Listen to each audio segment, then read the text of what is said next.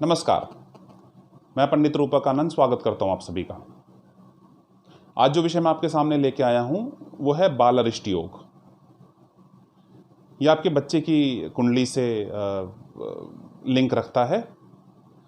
आज जो हम चर्चा करेंगे वो बाल अरिष्ट योग की व्याख्या के बारे में बात करेंगे, उसके बारे में जो भ्रांतियां फैली हुई हैं, गलत चीज़ें, गलत धारणा जो फैली हुई हैं उसके बारे में बात करेंगे, और सबसे लास्ट में बात करेंगे कि ये योग आपके बच्चे की कुंडली में होने के बावजूद कुछ स्थिति ऐसी होती है कुंडली के अंदर जहाँ पर ये योग अपना काम नहीं करता, जो इस योग को कैंसिल कर देते हैं। साधारण भाषा में मैं आपको बताता हूँ, तो उसके बारे में भी चर्चा करेंगे। चलिए सबसे पहले चर्चा कर लेते हैं इस योग के बारे में। तो चंद्र वो ग्रह है जो इस योग को बनाते हैं। चंद्र के बारे में मैं आपको कुछ थोड़ा सा पहले बता देता हूँ। चंद्र बहुत पावरफुल ग्रह होते हैं आपकी कुंडली में, और ब्रह्मांड में भी वो बहुत पावरफुल ग्रह ही माने जाते हैं। सबसे फास्ट मूविंग ग्रह कोई है तो वो चंद्र हैं। 2.25 से 2.5 दिन में अपनी राशि को परिवर्तित करके दूसरी राशि में पहुंच जाते हैं गोचर में। जो असर दिखाना होता है वो उसी दौरान आपको दिखा देते हैं। क्योंकि जल कारक ग्रह होते हैं चंद्र, तो इसलिए जो भी समुद्र के अंदर जो भी ज्वार भाटा आता है, जो भी तूफान आता है, उसके कारण भी चंद्र ही होते हैं।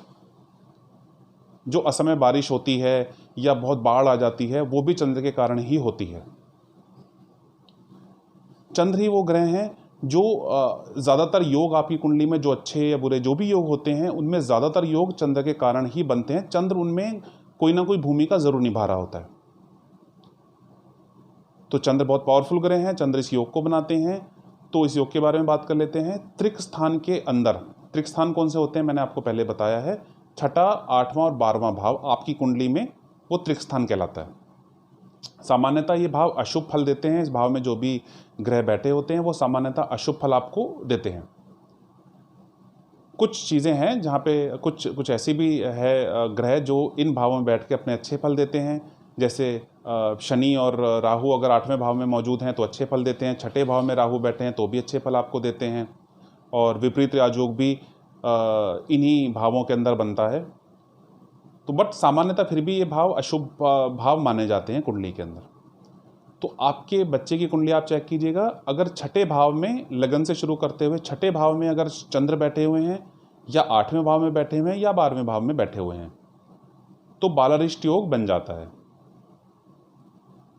इस योग के बारे में और भी कुछ भ्रांति हैं। जैसे कहते हैं, मैंने अभी कुछ कुंडली 2-3 कुंडली ऐसी देखी हैं जहाँ पर बाल अरिष्ट योग बच्चे की कुंडली में बन रहा था, तो मैंने उनसे बताया इस तरह के योग है, तो वो कहते हैं हाँ जी हमें इस योग के बारे में पता है और हमारे बच्चे की मृत्यु हो जाएगी, ऐसा हमें पीछे किसी पंडित ने या किसी ज्योतिषी ने बताया है। तो आपसे मैं क्लियर करना चाहता हूँ, बाल अरिष्ट योग का मतलब मृत्यु नहीं है। हाँ, यह आपके बच्चे के स्वास्थ्य से जुड़ा हुआ है या आपके बच्चे के स्वभाव से जुड़ा हुआ है। बहुत कम ऐसे चांसेस होते हैं जहाँ पे मृत्यु तुल्य कष्ट हो जाता है। कोई असाध्य बीमारी हो सकती है, मगर मृत्यु से इसको जोड़ के नहीं देखना चाहिए। इस योग का क्योंकि ये बच्चों के लिए होता है, तो ऐसा आपके दिमाग में आ सकता है कि कब तक, कितने उम्र तक ये आपकी कुंडली में ये अपना असर दिखाता है। तो ये 25 से 30 साल तक ये अपना असर दिखाता है। उसके बाद में, क्योंकि ये बच्चों के लिए ही होता है, इसलिए ये योग अपने आप खत्म हो जाता है आपकी कुंडली के अंदर से। तो आप इसको मृत्यु से जोड़ के मत देखिएगा। हाँ, फिर भी मैं कहना चाहूँगा इस योग अगर कुंडली में है बच्चे के लिए तो इसका निवारण करना बहुत ज़रूरी है। त्रिक स्थान में चंद्र मौजूद हैं तो बाल अरिष्ट योग बनता है। 6ठे भाव में, 8वें भाव में या 12वें भाव में मौजूद हैं। अब इसकी कैंसिलेशन की बात कर लेते हैं। अगर बृहस्पति चंद्र को देख रहे हैं कहीं से भी, बृहस्पति की दृष्टि 5वीं, 7वीं, 9वीं होती है, मैंने आपको पिछले एक वीडियो में बताया था। तो अगर अपनी इस दृष्टि से चंद्र को देख रहे हैं और चंद्र इन त्रिक स्थान में बैठे हुआ है, तो समझ लीजिए बाल अरिष्ट योग अपना काम नहीं करेगा। देवगुरु जो बृहस्पति हैं उनकी दृष्टि चंद्र पे जब पड़ती है तो चंद्र अपने जो बुरे प्रभाव देने वाले होते हैं कुंडली में वो नहीं देते हैं। दूसरी बात कर लेते हैं, अगर दीर्घायु योग आपकी कुंडली में बनता है तो बाल अरिष्ट योग काम नहीं करता।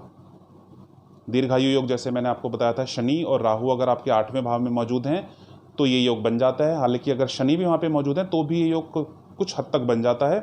तो अगर दीर्घायु योग मौजूद है तो बालरिष्ट योग पूरी तरीके से काम नहीं करेगा कुंडली में। अगर कर्क के चंद्रमा है, मतलब अगर चौथे भाव चौथी अंक में, चौथी राशि में अगर चंद्र बैठे हुए हैं 6ठे 8वें और 12वें भाव के अंदर, ये हुआ, इसका मतलब ये हुआ कि चंद्र अपने घर में मौजूद हैं, तो भी बालरिष्ट योग नहीं बनेगा। अगर चंद्र विपरीत राजयोग आपकी कुंडली में बना रहे हैं तो भी बालरिष्ट योग काम नहीं करेगा। मतलब चौथा, 8वां या 12वां भाव में कोई भाव अगर कर्क राशि का है और उसमें चंद्रमा बैठे हुए हैं, या बाकी दोनों भाव में चंद्रमा बैठे हुए हैं, विपरीत राजयोग किस तरह से बनता है एक मैंने पीछे अभी वीडियो डाली है, आप उसमें देख सकते हैं। तो विपरीत राजयोग अगर चंद्र बना रहे हैं तो भी बालरिष्ट योग काम नहीं करेगा। तो ये बालरिष्ट योग की एक पूरी तरीके से एक व्याख्या है। उम्मीद करता हूँ आपको समझ आया होगा। अगर कुछ भी इसमें क्वेश्चन आपका हो, कुछ भी प्रश्न आपका हो, तो आप कमेंट बॉक्स में लिख सकते हैं, मैं आपको उसका जवाब दूंगा। आप मुझसे पर्सनली बात करना चाहते हैं तो इस वीडियो के डिस्क्रिप्शन में मेरा नंबर होगा, आप वहाँ पे हमें कॉल कर सकते हैं। और कुछ भी आपके ज्योतिष संबंधित कोई भी प्रश्न होंगे या इस योग से संबंधित कोई भी प्रश्न होंगे, आप वहाँ पर उसको पूछ सकते हैं। उम्मीद करता हूँ आपको वीडियो पसंद आई होगी। लाइक कर दीजिएगा, शेयर आप ज़रूर कीजिएगा इसको,